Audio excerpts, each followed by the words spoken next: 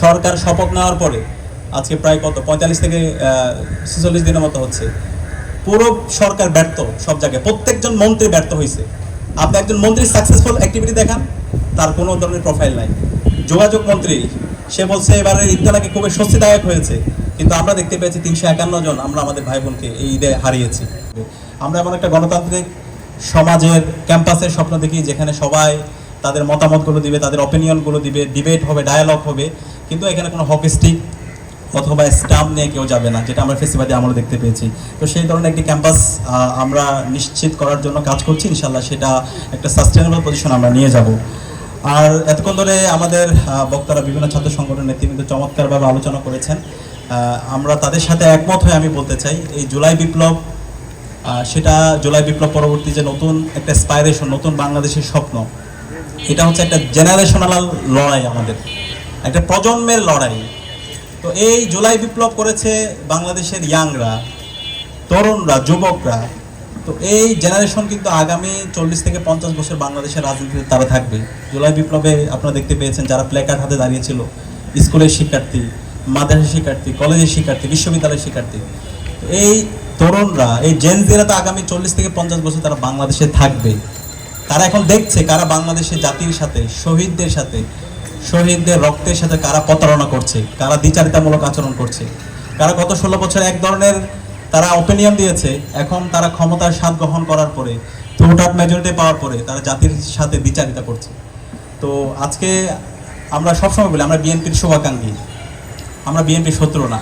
আমরা আশা করেছিলাম শহীদ জিয়ার যে বিএনপি অথবা বেগম খালেদা জিয়ার যে বিএনপি, বর্তমান বিএনপি সে আকাঙ্ক্ষা ধারণ করবে, কিন্তু আমরা দেখতে পেয়েছি জুলাই বিপ্লব পরবর্তী 1.5 বছর জুড়ে সারা দেশে চাঁদাবাজি, টেন্ডারবাজি, সন্ত্রাস, রাহাজানি সব কিছু মিলিয়ে সেই বিএনপিতে নাই। তারপর আমরা আশা করেছিলাম তারেক জিয়ার বিএনপি অবশ্যই সে আকাঙ্ক্ষাকে ধারণ করবে, কিন্তু আমরা এখন দেখতে পাচ্ছি বিএনপি তারেক জিয়ার হাতেও নাই। এই যে একটু আগে যে ছাত্র শক্তির সভাপতি বলল, এখন বিএনপি হয়ে গেছে সালাউদ্দিন সাহেবের বিএনপি। এবং এখন বিএনপি আলটিমেটলি হচ্ছে তাদের, আমাদের কাছে মনে হচ্ছে বিএনপি তার নিজের হাতে নাই। এখন যা কিছু হচ্ছে সব কিছু তাদের হাতে নেই। সে আগের মতো করে আমরা দেখতে পাচ্ছি সে ডিপ স্টেটের খেলা, আগের মতো আমরা দেখতে পাচ্ছি প্রেসক্রিপশনের খেলা। তো এই প্রেসক্রিপশনের খেলা, ডিপ স্টেটের খেলা, সেই খেলা এখন বাংলাদেশে চলবে না। যারা এই কাজ করছেন বিএনপিকে আমরা আবারও অনুরোধ করবো, আপনারা যে অধ্যাদেশগুলো বাতিল করেছেন, যে জনরায়কে উপেক্ষা করছেন, সেই সিদ্ধান্ত থেকে বের হয়ে এসে শিক্ষার্থীদের যে আকাঙ্ক্ষা, ছাত্র সমাজের যে আকাঙ্ক্ষা, 70% মানুষের যে আকাঙ্ক্ষা, সেটাকে ধারণ করেন। সংস্কারের করলে সেটা আপনাদের লাভ। আপনার গত 16 বছর জুড়ে সেই সংস্কারের কথা বলেছেন, আপনাদের যে 31 দফা, সেই 31 দফার প্রত্যেকটা দফাগুলো সংস্কারের পক্ষে। এবং গত 16 বছর জুড়ে আপনারা যে বক্তব্য দিয়েছেন, মির্জা ফখরুল থেকে শুরু করে প্রত্যেক নেতা, সেগুলো কিন্তু আপনারা সংস্কারের কথা বলেছেন, আপনারা মানবাধিকারের কথা বলেছেন, আপনারা গুমের বিরুদ্ধে কথা বলেছেন, আপনারা বিচারিক হত্যাকাণ্ডের বিরুদ্ধে কথা বলেছেন, আপনারা সাংবিধানিক যে প্রতিষ্ঠানগুলো আছে সেগুলোকে শক্তিশালী করার কথা বলেছেন, আপনারা এই যে সুপ্রিম কোর্ট সচিবালয়ের কথা আপনারাই কিন্তু বলেছেন, এরপর সংবিধান সংস্কার কমিশন গঠনের কথা আপনারা বলেছেন, পিএসসিকে স্বাধীন করার কথা আপনারাই বলেছেন। কিন্তু আপনারা এখন দেখতে পাচ্ছি সম্পূর্ণ দ্বিচারিতামূলক আচরণ। আজকে আমরা অনেক ক্ষেত্রে দেখতে পাচ্ছি আমাদের কিছু বন্ধুরা আমরা যে আলাপগুলো করছি সেগুলো নিয়ে তারা হাসাহাসি করছে। এই যে জনরায়কে উপেক্ষা করে আজকে বিএনপি যে অবস্থান নিয়েছে এবং যে অধ্যাদেশগুলো বাতিল করেছে, সেটার প্রতিবাদে আমাদের ঢাকা বিশ্ববিদ্যালয়ের 2 জন শিক্ষার্থী রাজু ভাস্কর্য 72 ঘন্টা টানা তারা অনশন করেছিল। সেই অনশন নিয়ে তারা হাসাহাসি করছে। আমাদের লজ্জা লাগে, আমরা তো ফেসিবাদী আমলে ছাত্রলীগকে এই ধরনের আচরণ করতে দেখেছি। তা আমরা কি আবার সে আগের কায়দায় সে ফেসিবাদী ছাত্রলীগের বিকল্প একটা সংগঠনকে দেখতে পাচ্ছি? আমরা চাই না আপনাদেরকে সেই অবস্থায় দেখতে।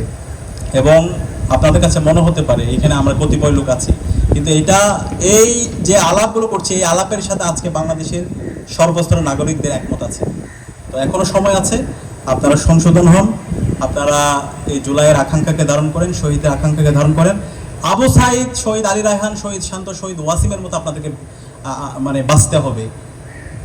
মির্জাফরদের মতো তো বেঁচে লাভ নাই, যাদেরকে যুগের পর যুগ মানুষ ঘৃণা করবে। শেখ হাসিনার মতো ক্ষমতা কুক্ষিগত করতে বেঁচে লাভ নেই। সালমান এফ রহমানদের মতো লুটেদের মতো হয়ে বেঁচে থাকার তো দরকার নাই। আজকে আমরা দেখতে পাচ্ছি দেশ আবার সেই লুটেদের হাতে তুলে দেওয়া হচ্ছে, আবার এস আলমকে পুনর্বাসন করা হচ্ছে, আবার যারা হচ্ছে ব্যাংক লুট করেছে তাদেরকে পুনর্বাসন করা হচ্ছে। তো সেই কারণে আজকে আমাদেরকে আবার নতুনভাবে ঐক্যবদ্ধ হতে হবে। আজকে সেই কারণে আমরা ছাত্রনেতৃত্বের ভূমিকায় আমি সবাইকে বলবো, বাংলাদেশের যত অর্জন সেটা ছাত্রদের মাধ্যমে হয়েছে, তরুণদের মাধ্যমে হয়েছে। আমাদেরকে আবার ঐক্যবদ্ধ হতে হবে। আমাদের অনেক ভুল হতে পারে, আজকে আমাদের এখানে নির্মোহ পর্যালোচনা হয়েছে। আমরা আশা করব আমাদের এই ভেদাভেদ ভুলে গিয়ে আমরা ঐক্যবদ্ধভাবে শহীদদের কথা স্মরণ রেখে, শহীদদের রক্তের কথা স্মরণ রেখে আমরা আবার ঐক্যবদ্ধ হয়ে আমরা শহীদদের আকাঙ্ক্ষার আলোকে একটা নতুন বাংলাদেশ বিনির্মাণ করতে চাই। সেই বাংলাদেশ বিনির্মাণ করার জন্য আমাদেরকে ঐক্যবদ্ধ হতে হবে। একই সাথে আমরা আজকে দেখতে পাচ্ছি সরকার শপথ নেওয়ার পরে আজকে প্রায় 45 থেকে 46 দিনের মতো হচ্ছে। পুরো সরকার ব্যর্থ সব জায়গায়, প্রত্যেকজন মন্ত্রী ব্যর্থ হয়েছে। আপনি একজন মন্ত্রীর সাকসেসফুল অ্যাক্টিভিটি দেখান, তার কোনো ধরনের প্রোফাইল নাই। যোগাযোগ মন্ত্রী, সে বলছে এবারের ঈদটা নাকি খুবই স্বস্তিদায়ক হয়েছে, কিন্তু আমরা দেখতে পেয়েছি 351 জন আমরা আমাদের ভাই বোনকে এই ঈদে হারিয়েছি। সারা দেশব্যাপী যে জ্বালানি সংকট, ঘন্টার পর ঘন্টা ধরে আমাদের নাগরিকদেরকে এই তেলের জন্য দাঁড়িয়ে থাকতে হচ্ছে, কিন্তু প্রধান যে মন্ত্রী সে বলছে যে দেশের মধ্যে কোনো জ্বালানি সংকট নাই, সম্পূর্ণ দ্বিচারিতামূলক আচরণ। একই সাথে আমরা শিক্ষামন্ত্রী দেখতে পাচ্ছি সে বিভিন্ন ধরনের পপুলিস্ট বক্তব্য দিচ্ছে। আমরা দেখতে পাচ্ছি তিনি বক্তব্য গিয়ে কচিমচি যারা শিশুরা আছে তাদেরকে জিজ্ঞেস করছে তারেক রহমানের মেয়ের নাম কি, প্রাইম মিনিস্টার সাবেক প্রধানমন্ত্রী বেগম খালেদা জিয়ার নাতির নাম কি। আরে ভাই, এগুলো কি এখন জিজ্ঞেস করা? একবিংশ শতাব্দীর এই সময়ে এসে সেটাকে এখন জিজ্ঞেস করার কথা? এখন আপনি শিক্ষার্থীদেরকে জিজ্ঞেস করবেন কিভাবে তুমি আগামীর বাংলাদেশে তুমি নিজেদেরকে বিজ্ঞান, প্রযুক্তি, শিল্প, সাহিত্য, সংস্কৃতির মাধ্যমে তুমি নিজেদেরকে যোগ্য করবা, সেটা নিয়ে তোমার কাজ করার কথা। পুরো শিক্ষা ব্যবস্থাকে নতুনভাবে ঢেলে সাজানোর কথা। সারা বিশ্বব্যাপী কিভাবে নেতৃত্ব দেওয়া যায়, নতুন নতুন কিভাবে প্রযুক্তি আবিষ্কার করা যায়, সেটা নিয়ে কাজ করার কথা, সেটা নিয়ে কথা বলার কথা। সেখানে ওনারা পড়ে আছে সেই 90 দশকের রাজনীতির মধ্যে। তো আলটিমেটলি বিএনপি এখন যা করতেছে নিজের পায়ে নিজে কোড়াল মারা। তাদের দুটো সুযোগ ছিল, এই জুলাইয়ের আকাঙ্ক্ষাকে ধারণ করে সংস্কারের পক্ষে অবস্থান নেওয়া, অথবা এই জুলাইয়ের শহীদদের সাথে গাদ্দারি করে, জাতির সাথে প্রতারণা করে, জনরায়কে উপেক্ষা করে নিজেদেরকে পতনের দিকে নিয়ে যাওয়া। এখন ওনারা যদি নিজেদেরকে পতনের দিকে নিয়ে যেতে চায় তাহলে তো আমাদের আর কিছু করার নেই। এবং আমি দৃঢ়কণ্ঠে বলছি, বাংলাদেশে জুলাই সনদ বাস্তবায়ন হবে। যতগুলো অধ্যাদেশ হয়েছে প্রত্যেকটা অধ্যাদেশ বাস্তবায়ন হবে ইনশাআল্লাহ। 90-এর গণ অভ্যুত্থান পরবর্তী কেয়ারটেকার সরকার ভিত্তি করে বিএনপি ক্ষমতা এসেছিল, পরবর্তীতে এটা বাতিল করছে। এরপরে গণ আন্দোলন হয়েছে, পরবর্তীতে কেয়ারটেকার দিতে বাধ্য হয়েছে।